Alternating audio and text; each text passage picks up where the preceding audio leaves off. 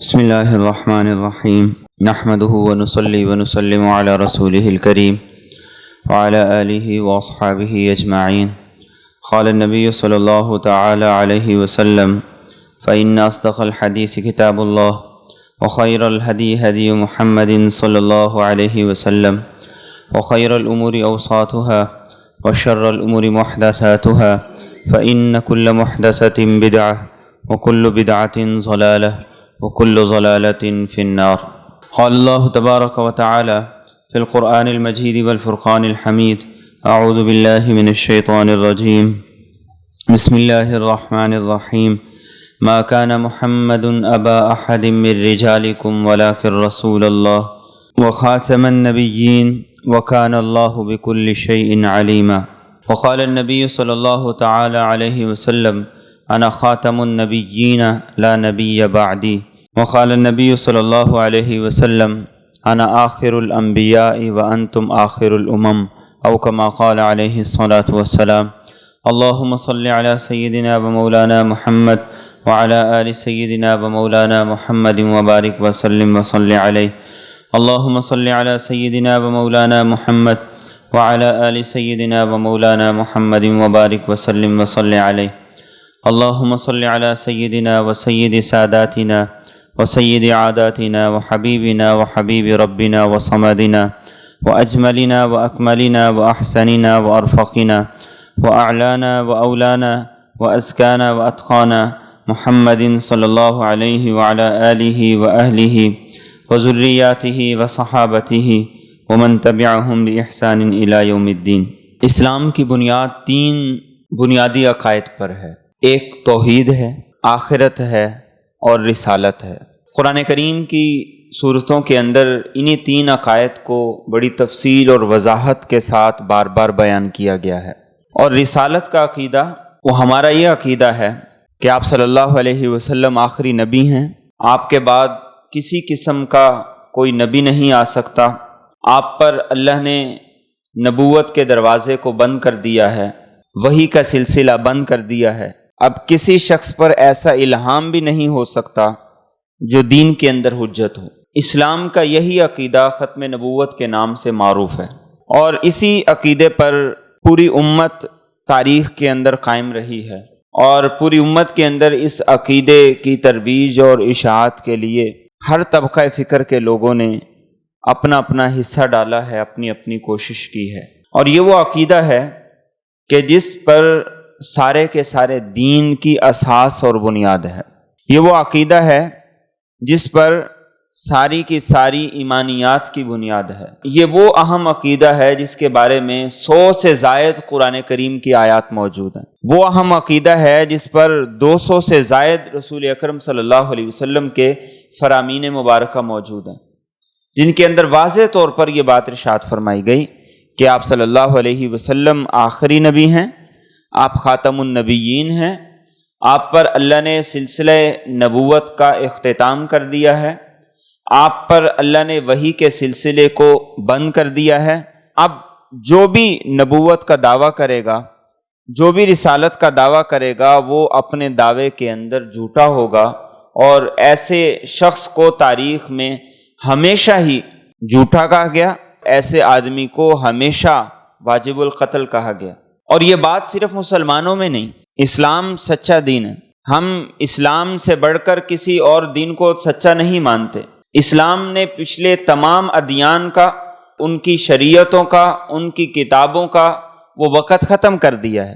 اسلام کے آنے سے پچھلی تمام شریعتیں منسوخ ہو گئیں. لیکن صرف اسلام ہی نہیں، مسلمان ہی نہیں، عیسائی بھی اس بات کو قبول نہیں کرتے کہ آج کوئی آدمی کھڑا ہو اور وہ کھڑا ہو کے یہ اعلان کرے کہ میں یسوع مسیح ہوں، میں عیسیٰ علیہ السلام ہوں، لہذا تم میری بات مانو، وہ پچھلے وہ غلط تھے. یہودی بھی آج اس بات کو تسلیم نہیں کرتے کہ کوئی شخص یہ کھڑا ہو کے دعویٰ کر دے کہ میں موسیٰ علیہ السلام ہوں، لہذا وہ پچھلے جو تھے میں ان کے تابع ہوں، اور اب مجھے موسیٰ علیہ السلام کے منصب پر فائز سمجھو اور مجھے ان کے مقام پہ سمجھو. اس بات کو تو عیسائی نہیں قبول کرتے، یہودی نہیں قبول کرتے. تو ایک سچا مسلمان کیسے اس چیز کو تسلیم کر سکتا ہے کہ رسول اکرم صلی اللہ علیہ وسلم کے بعد کوئی اور نبی بھی ہو سکتا ہے؟ بلکہ وہ اس کا تصور بھی نہیں کر سکتا۔ ایک مسلمان کے لیے یہ تصور بھی منع ہے۔ اسی لیے امام ابو حنیفہ رحمۃ اللہ علیہ نے یہ بات ارشاد فرمائی۔ آپ نے ارشاد فرمایا کہ اگر کوئی شخص یہ دعویٰ کرے کہ میں نبی ہوں اور آپ صلی اللہ علیہ وسلم کے بعد اب مجھ پر وحی کا سلسلہ شروع ہو گیا ہے، تو جو شخص اس سے جا کر یہ دلیل مانگے کہ بتاؤ تم نبی ہو، تمہاری دلیل کیا ہے، وہ شخص بھی کافر ہو جاتا ہے۔ یہ وہ عقیدہ ہے کہ جس کے بعد انسان کے تصور اور سوچ میں بھی اس بات کی گنجائش نہیں رہتی کہ کوئی یہ دعویٰ کر لے، یہ تو بہت بڑی بات ہے، کوئی اسے باقاعدہ طور پر نبی تسلیم کر لے، یہ اس سے بھی بڑا کفر ہے۔ ان ساری باتوں کے ساتھ خود کو سچا کہے، خود کو مسلمان کہے، یہی زندیقیت ہے۔ قرآن کریم کی آیات نے واضح طور پر اس بات کا اعلان کر دیا کہ آپ صلی اللہ علیہ وسلم خاتم النبیین ہیں۔ ما کان محمد ابا احد من رجالکم ولکن رسول اللہ و خاتم النبیین، کہ اللہ نے آپ کو رسول بنا کر بھیجا اور اللہ نے آپ کو خاتم النبیین بنا کر بھیجا۔ اور خاتم النبیین یہ وہ لفظ ہے جس کی تشریح مفسرین نے بھی کی ہے، محدثین نے بھی کی ہے، اور خود رسول اکرم صلی اللہ علیہ وسلم نے اس لفظ کی تشریح کی ہے۔ حضرت ثوبان فرماتے ہیں کہ آپ صلی اللہ علیہ وسلم نے ارشاد فرمایا سیکون بعدی ثلاثون دجالون کذابون، کہ میرے بعد 30 ایسے لوگ ہوں گے جو نبوت کا دعویٰ کریں گے، اور وہ سارے کے سارے دجال ہوں گے، جھوٹے ہوں گے۔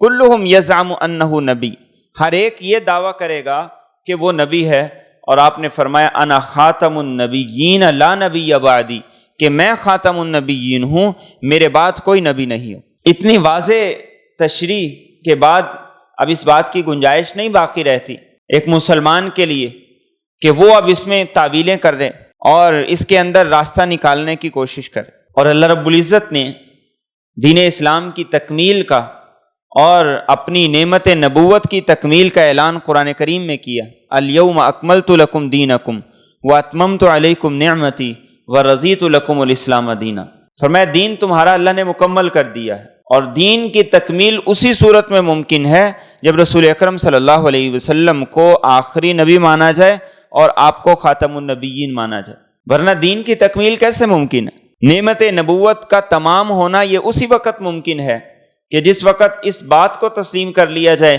کہ آپ کی نبوت کے اقرار میں پچھلے تمام انبیاء کی نبوتوں کا اقرار ہے، اور آپ کی نبوت کا انکار وہ تمام انبیاء کی نبوت کا انکار ہے۔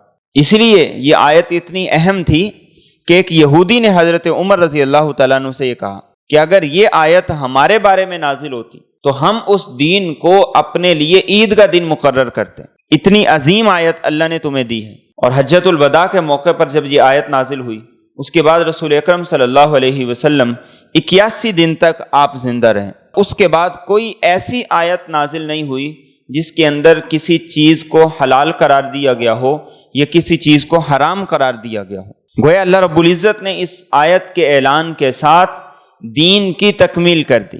اب اگر کوئی یہ کہے کہ آپ صلی اللہ علیہ وسلم کے بعد بھی نعوذ باللہ کسی قسم کا کوئی نبی ہو سکتا ہے، تو گویا کہ وہ یہ کہتا ہے کہ دین نامکمل، اور اس دین کی تکمیل کے لیے نئے نبی کی ضرورت ہے۔ اور پھر بات صرف یہاں تک نہیں رہتی، ہم آپ صلی اللہ علیہ وسلم کی ازواج مطہرات کو امہات المومنین کا درجہ دیتے ہیں۔ اگر آپ کو خاتم النبیین نہ مانے، جس کو آگے نبی قرار دیا جائے گا اس کو پھر نبی بھی کہا جائے گا، اور اس کی بیویوں کو امہات المومنین بھی تسلیم کرنا پڑے گا۔ آپ کے صحابہ انہیں ہم نجوم ہدایت کہتے ہیں۔ اگر ختم نبوت کا عقیدہ نہ ہو تو پھر نئے آنے والے نبی کے ساتھیوں کو صحابی بھی ماننا پڑے گا، اور اگر ختم نبوت کا عقیدہ نہ ہو تو پھر قرآن آخری کتاب بھی باقی نہیں رہتی، پھر اس کے اندر بھی ترمیم کی گنجائش نکل آتی ہے۔ تو یہ وہ عقیدہ ہے جس پر دین کی اساس ہے، جس پر دین کی بنیاد ہے۔ اس ایک عقیدے کے ساتھ پورے کے پورے دین کا تحفظ ہے، اور اس ایک عقیدے کے اندر سے نکل جانے سے سارے کے سارے دین کی عمارت و منہدم ہو جاتی۔ اس لیے قرآن کریم نے واضح الفاظ سے ایک نہیں کئی آیات کے اندر یہ اعلان فرمایا وَمَا أَرْسَلْنَاكَ إِلَّا كَافَّةً لِلنَّاسِ بَشِيرًا وَنَذِيرًا، کہ آپ کی رسالت اور نبوت ساری انسانیت کے لیے ہے۔ اب اگر اس چیز کا اقرار نہ کیا جائے، اس عقیدے کو تسلیم نہ کیا جائے، تو پھر کیسے ممکن ہے کہ آپ کی نبوت اور رسالت ساری انسانیت کے لیے ہو؟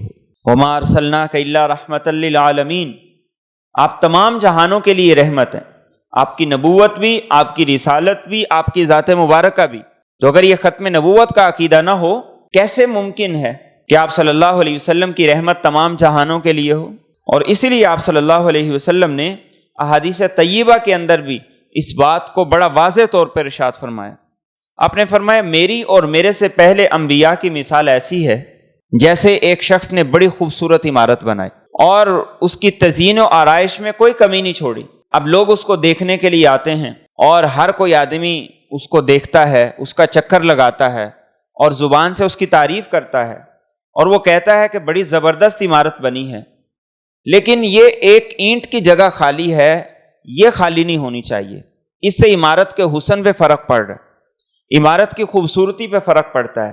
آپ صلی اللہ علیہ وسلم نے ارشاد فرمایا وہ اینٹ کی جگہ جو خالی نظر آتی ہر ایک دیکھنے والے کو، وہ میں ہوں، میں خاتم النبیین ہوں، میرے بعد کوئی نبی نہیں۔ اور آپ نے ایک حدیث طیبہ میں جسے حضرت انس رضی اللہ تعالیٰ عنہ روایت کرتے ہیں، فرمایا بعثت انا والساعۃ کہاتین، آپ نے فرمایا مجھے اور قیامت کو اس طرح بھیجا گیا جیسے یہ دو انگلیاں ملی ہوئی ہیں۔ اشارہ اس بات کی طرف ہے کہ میرے بعد قیامت ہی آئے گی، کوئی اور نبی نہیں آ سکتا۔ پہلے انبیاء کے بعد ایک اور نبی نے آنا ہوتا، ایک اور رسول نے آنا ہوتا، اس لیے ہر نبی قیامت سے تو ڈراتا تھا، قیامت سے خبردار کرتا تھا، لیکن اس میں یہ بات نہیں ہوتی تھی کہ اب میرے بعد قیامت آئے گی۔ آپ نے یہ واضح طور پر فرمایا کہ میں اور قیامت ساتھ ساتھ ہیں، یعنی ایک طرف میری نبوت وہ آخری نبوت ہے اور دوسری طرف یہ زمانہ اور یہ امت آخری امت ہے۔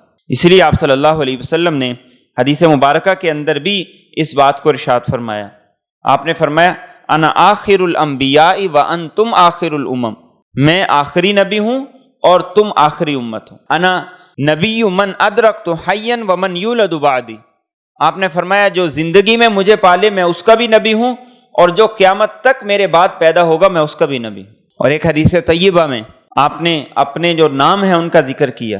آپ نے فرمایا ان لی اسماء، میرے کچھ نام ہیں، انا محمد، انا احمد، انا الماحی یمحو اللہ بی الکفر، انا الحاشر الذی یحشر الناس علی قدمی، وانا العاقب الذی لیس بعدہ نبی۔ آپ صلی اللہ علیہ وسلم نے ارشاد فرمایا کہ میرے ناموں میں سے ایک محمد ہے صلی اللہ علیہ وسلم، ایک احمد ہے صلی اللہ علیہ وسلم، ایک ماحی ہے، اللہ میرے ذریعے کفر کو اور اس کی ظلمتوں کو مٹائے گا، اور ایک میرا نام حاشر ہے، ساری دنیا میرے قدموں سے اٹھائی جائے گی، سب سے پہلے مجھے اٹھایا جائے گا۔ اور فرمایا وَأَنَا الْعَاقِبُ، میں عاقب ہوں جس کے بعد نہ کوئی اور نبی آئے گا نہ کوئی اور رسول آئے گا۔ اور ایک اور حدیث طیبہ میں آپ صلی اللہ علیہ وسلم نے فرمایا قیامت کی بڑی جو علامتیں ہیں ان میں سے ایک علامت یہ ہے کہ دو بڑی بڑی جنگیں ہوں گی، دونوں جنگوں کے اندر ہر ایک کا دعویٰ یہ ہوگا کہ ہم سچے ہیں، دوسرا کہے گا میں سچا ہوں۔ اور فرمایا قیامت کی ایک دوسری بڑی علامت یہ ہے کہ 30 کے قریب ایسے لوگ ہوں گے کہ جو نبوت کا دعویٰ کریں گے اور کہیں گے کہ ہم نبی ہیں، ہم رسول ہیں، لیکن وہ سارے کے سارے جھوٹے ہوں گے۔ آپ صلی اللہ علیہ وسلم کے ان فرامین کے مقابلے کے اندر ایک مسلمان کے لیے اس بات کی کوئی گنجائش باقی نہیں رہ جاتی کہ وہ یہ سوچ بھی لے، وہ یہ تصور بھی کرے کہ آپ صلی اللہ علیہ وسلم کے بعد بھی کوئی ہو سکتا ہے۔ ایک مسلمان کے لیے اس بات کی گنجائش بھی باقی نہیں۔ جب آپ صلی اللہ علیہ وسلم کے بیٹے ابراہیم رضی اللہ تعالیٰ عنہ کا انتقال ہوا تو آپ نے صحابہ کو مخاطب کرتے ہوئے یہ فرمایا کہ اللہ نے جنت میں اس کے لیے ایک دودھ پلانے والی کا انتظام کر دی، اور پھر یہ فرمایا کہ اگر وہ زندہ رہتے تو وہ صدیق بھی ہوتے، نبی بھی ہوتے، یعنی یہ اعلان واضح طور پہ آپ نے فرما دی۔ اور حدیث طیبہ میں آپ نے یہ بھی فرمایا لو کان بعدی نبی لکان عمر، اگر میرے بعد کوئی نبی ہوتا تو اللہ وہ عمر بن خطاب کو یہ مقام عطا کرتا، ہوتا تو اللہ عطا کرتا، ہے ہی نہیں۔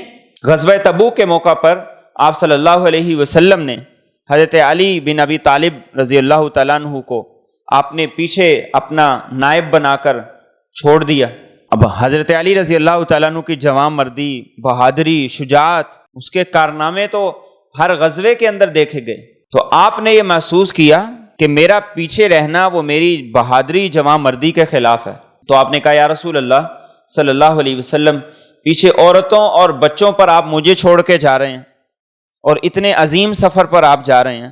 تو آپ صلی اللہ علیہ وسلم نے حضرت علی رضی اللہ تعالیٰ عنہ کو فرمایا، کیا اس بات پہ راضی نہیں ہو کہ تمہارا مقام میرے مقابلے میں ایسے ہی ہو جیسے موسیٰ علیہ السلام کے مقابلے کے اندر ہارون علیہ السلام کا مقام تھا؟ کہا یا رسول اللہ بالکل، میں اس مقام پہ اور اس مرتبے پہ خوشی کا اظہار کرتا ہوں، فخر کا اظہار کرتا ہوں، لیکن آپ نے ساتھ یہ بھی بات ارشاد فرمائی غیر انہ لا نبی بعدی، لیکن یہ بھی بات یاد رہے کہ میرے بعد کوئی نبی نہیں ہوگا۔ کہ موسیٰ علیہ السلام کے ساتھ ہارون علیہ السلام تو نبی تھے، تشبیہ وہی ہے، لیکن ساتھ یہ واضح کر دیا علی موسیٰ علیہ السلام کے بعد ہارون نبی تھے لیکن میرے بعد کوئی نبی نہیں ہو سکتا۔ اور ایک حدیث طیبہ میں جسے حضرت ابو ہریرہ رضی اللہ تعالیٰ عنہ روایت کرتے ہیں، آپ صلی اللہ علیہ وسلم نے ارشاد فرمایا، میں خواب میں سویا ہوا تھا اور میں دیکھتا ہوں کہ اللہ نے مجھے ساری زمین کے خزانے عطا کر دی، اور نبی کا خواب بھی وہی ہوتا ہے،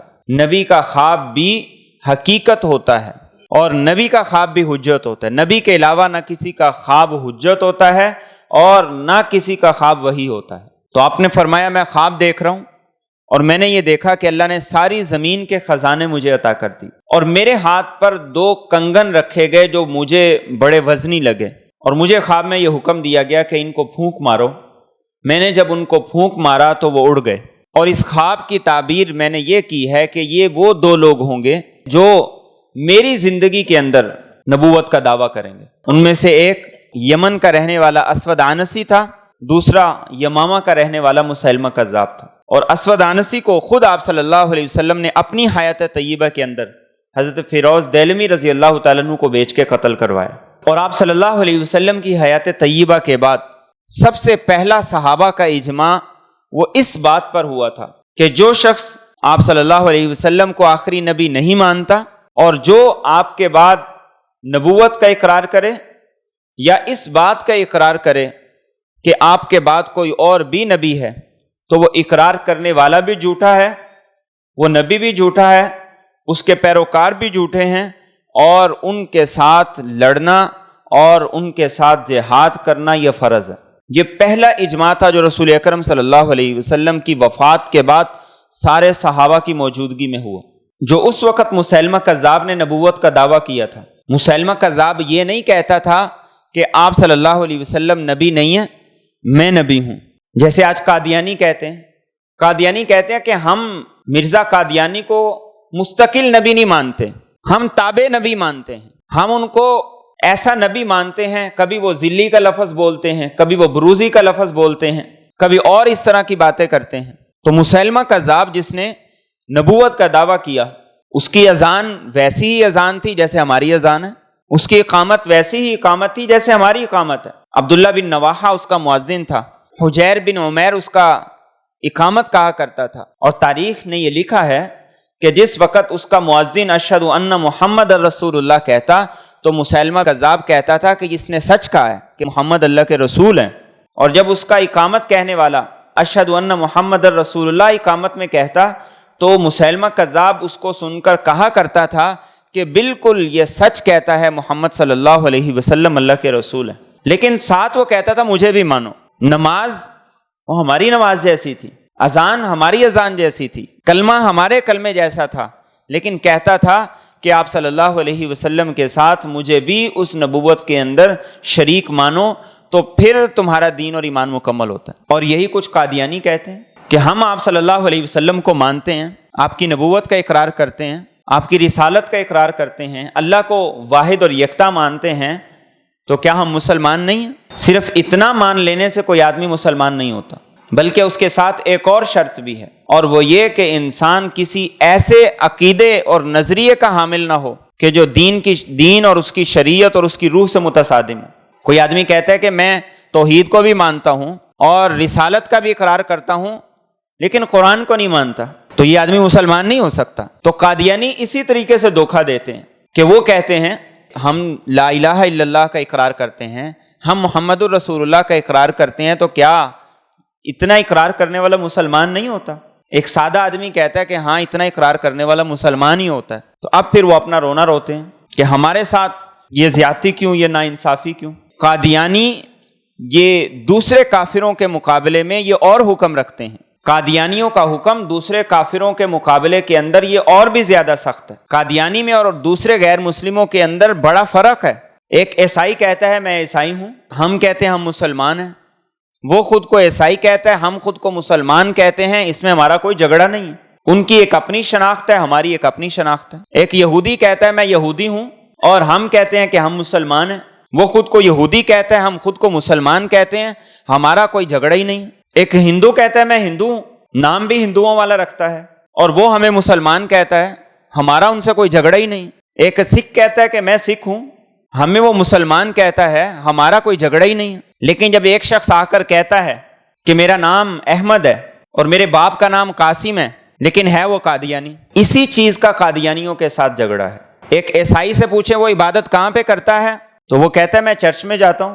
ایک ہندو سے پوچھا جائے وہ عبادت کہاں کرتا ہے، وہ مندر کے اندر جاتا ہے۔ ایک سکھ کہاں عبادت کرتا ہے، وہ گردوارے کے اندر جاتا ہے۔ لیکن ایک قادیانی سے جب پوچھا جائے عبادت کہاں کرتے ہو، وہ کہتے ہیں میں مسجد میں کرتا ہوں۔ اور ایک مسلمان جو ختم نبوت کا اقرار کرتا ہے وہ عبادت کہاں کرتا ہے، وہ کہتا ہے میں مسجد میں۔ تو قادیانیوں کے ساتھ جو ہمارا اختلاف ہے وہ یہ ہے کہ جب تم مسلمان نہیں ہو تو پھر اسلام کا نام بھی استعمال نہ کرو، اسلام کی شناخت بھی استعمال نہ کرو، اور اسلام کے شاعر بھی استعمال نہ کرو۔ لیکن وہ کہتے ہیں کہ نہیں ہم بھی مسلمان ہیں، کہتے ہیں ہم احمدی مسلمان ہیں، اور ساتھ وہ یہ کہتے ہیں کہ ہم مسجد بھی بنائیں گے، ہم اذان بھی دیں گے، ہم یہی قرآن بھی پڑھیں گے، ہم خود کو مسلمان بھی کہتے ہیں۔ تو ہمارا قادیانیوں کے ساتھ یہ بنیادی اختلاف ہے کہ آئین نے جب تمہیں غیر مسلم قرار دیا ہے تو تم اس آئین کو تسلیم کرو۔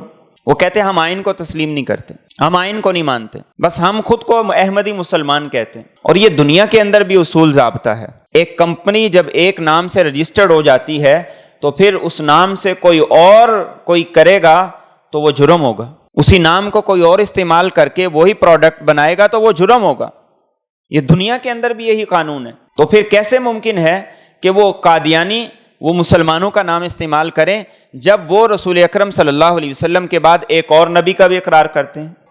عیسائی کیسے بنے؟ عیسائی اس لیے عیسائی بنے کہ انہوں نے موسیٰ علیہ السلام کے بعد عیسیٰ علیہ السلام کو نبی مانا۔ مسلمان اور عیسائی میں فرق کیسے آیا کہ مسلمانوں نے عیسیٰ علیہ السلام کے بعد رسول اکرم صلی اللہ علیہ وسلم کو نبی مان لی؟ تو جب مذہب نبی کے تبدیل ہونے سے تبدیل ہوتا ہے تو پھر قادیانی اس بات پہ کیوں آج تک جھگڑا کر رہے ہیں کہ ہمیں مسلمان ہی کہا جائے، ہمیں مسلمان نہیں مانا جاتا، ہم مسجد نہیں بنا سکتے؟ کیا پاکستان کے اندر ہندوؤں کی عبادت کے لیے مندر نہیں بنے ہوئے؟ کبھی کسی نے نہیں کہا کہ ان کے مندروں کو گرا دیا جائے، منہدم کر دیا جائے؟ عیسائیوں کے چرچ ہمارے شہر میں موجود نہیں ہیں، کبھی مسلمانوں نے نہیں کہا کہ یہ چرچ گرا دیے جائیں۔ تو قادیانیوں کے ساتھ ہمارا بنیادی جھگڑا اور اختلاف اور یہ ہے کہ وہ اسلام اور مسلمانوں کا لبادہ اوڑھ کر مسلمانوں کو مرتد بنا رہے۔ ایک عام کافر اور مرتد کافر کے بارے میں فرق ہوتا ہے۔ عام کافر ہیں یہودی، عیسائی، ہندو، سکھ۔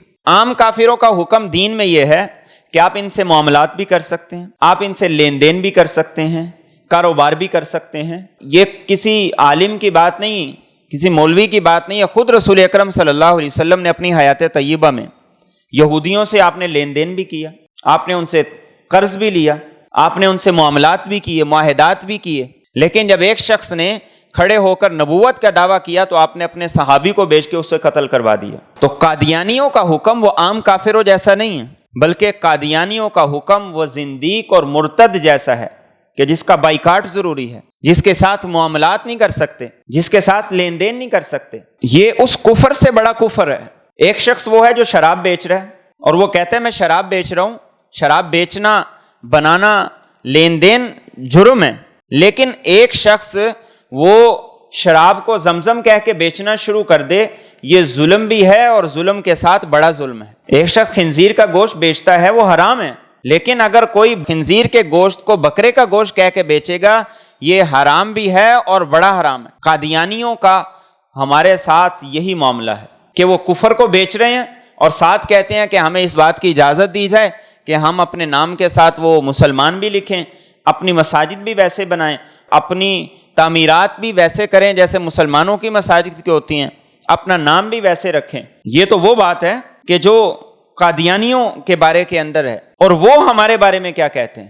وہ ہمارے بارے میں یہ کہتے ہیں کہ جو مرزا قادیانی کو نبی نہیں مانتا وہ اسلام سے، دائرہ اسلام سے خارج ہے، وہ ہمارے بارے میں یہ کہتے ہیں۔ اور مرزا قادیانی نے خود لکھا ہے کہ جو موسیٰ علیہ السلام کو مانتا ہے عیسیٰ علیہ السلام کو نہیں مانتا، یا عیسیٰ علیہ السلام کو مانتا ہے لیکن آپ صلی اللہ علیہ وسلم کو نہیں مانتا، یا آپ صلی اللہ علیہ وسلم کو مانتا ہے لیکن مسیح موعود یعنی مرزا غلام احمد قادیانی کو نہیں مانتا، وہ پکا کافر، دائرہ اسلام سے خارج ہے۔ تو وہ تو خود کو مسلمان، ہمیں کافر کہتے ہیں۔ پھر ہم ہی میں سے کوئی سادہ لوگ کہیں کہ نہیں کوئی بات نہیں، وہ بھی ہمارے بھائی ہیں، قطعاً اس چیز کی گنجائش نہیں ہے، اس معاملے میں لچک کی کوئی گنجائش نہیں۔ اور انہوں نے واضح طور پر لکھا، انہوں نے لکھا کہ غیر احمدیوں کو ہم نہ مسلمان سمجھیں نہ ان کے پیچھے نماز پڑھیں، کیونکہ وہ اللہ کے ایک نبی یعنی جھوٹے مرزا قادیانی کے منکر ہیں، وہ یہ کہتے ہیں۔ اور ایسے ایسے غلیظ الفاظ لکھے ہیں کہ انہیں بیان کرنا ممکن نہیں۔ اور آج کہتے ہیں جی کیا فرق پڑ جاتا ہے؟ جنہوں نے آج تک ہمارے آئین کو تسلیم نہیں کیا وہ کیسے پاکستانی ہو سکتے؟ آج اقلیت کے لیے قومی اسمبلی کے اندر، صوبائی اسمبلی کے اندر، ہمارے جو مقامی الیکشن ہوتے ہیں سب میں سیٹیں ہوتی ہیں۔ کیا کبھی آپ نے سنا کہ کسی سیٹ پر کسی قادیانی نے اپنے کاغذات ہی جمع کروا دیے ہوں کہ میرے کاغذات جمع کر لو؟ آج تک کسی قادیانی نے کبھی اپنے کاغذات نہیں جمع کرائے۔ وہ کہتے ہیں ہم اس آئین کو نہیں مانتے۔ اور یہ آئین صرف پاکستان کا نہیں ہے، OIC نے 140 مختلف دنیا کی تنظیموں کے جو لوگ تھے ان کے سربراہان نے سب کے مل کر متفقہ فیصلہ کیا کہ قادیانیوں کا اسلام اور مسلمانوں سے کسی قسم کا کوئی تعلق نہیں۔ آج نہ یہ کہ ہم ان کے بارے میں نرم گوشہ رکھتے ہیں بلکہ بہت سے لوگ ان کی وکالت شروع کر دیتے ہیں کہ اس سے کیا فرق پڑتا ہے، اس سے حرج کیا ہے۔ 1953 کے اندر جس وقت ختم نبوت کی تحریک وہ ختم ہو رہی تھی تو اس وقت بھی بہت سے لوگ ایسے تھے جو جیلوں کے اندر قید تھے، جیلیں بھری ہوئی تھی۔ سید عطا اللہ شاہ بخاری رحمۃ اللہ علیہ وہ بھی اس وقت جیل کے اندر قید تھے۔ تو اس وقت لاہور ہائی کورٹ کے اندر سماعت ہو رہی، عقیدہ کیا ہوتا ہے، نظریہ کیا ہوتا ہے۔ شاہ صاحب کو سکھر سے وہ لاہور میں لایا گیا تاکہ آپ کا بیان قلم بند کیا جائے، اور جسٹس منیر اس وقت اور اس کے ساتھ MR کیانی تھے ایک، یہ دونوں مقدمے کی سماعت کر رہے تھے۔ جسٹس منیر متعصب قادیانی نواز تھا، وہ کہتا تھا یہ جو جھگڑا ہے یہ دراصل احرار اور احمدی مسلمانوں کا آپس کا جھگڑا ہے۔ وہ کہتا تھا کہ یہ پنجاب کے فسادات ہیں، یعنی وہ یہ نہیں کہتا تھا کہ یہ مسلمانوں اور قادیانیوں کا جھگڑا ہے، اسلام اور کفر کا جھگڑا ہے۔ تو شاہ صاحب کو پیش کیا گیا تو جسٹس منیر نے ان سے ادھر ادھر کے سوال کرنے شروع کر دیے۔ اس نے کہا کہ یہ بتائیے کہ ہندوستان میں اس وقت کتنے مسلمان ہیں؟ تو شاہ صاحب نے کہا مجھ سے پاکستان کے بارے میں پوچھیں، آپ ہندوستان میں کہاں جاتے ہیں؟ اس نے کہا اچھا یہ بتائیں کہ اگر ہندوستان اور پاکستان کی جنگ شروع ہو جائے تو ہندوستان کے مسلمان کیا کریں گے؟ تو شاہ صاحب نے کہا مجھ سے وہاں کے مسلمان کیا کریں گے یہ وہاں کے علماء بتائیں گے، لیکن آپ یہ پوچھیں کہ پاکستان کے علماء کو اور پاکستان کی عوام کو کیا کرنا چاہیے۔ تو اس نے پوچھا اچھا تو پھر مسلمان کون ہوتا ہے؟ اب شاہ صاحب نے صرف اتنا نہیں کہا کہ مسلمان وہ ہوتا ہے جو توحید کا اقرار کر لے، جو رسالت کا اقرار کر لے۔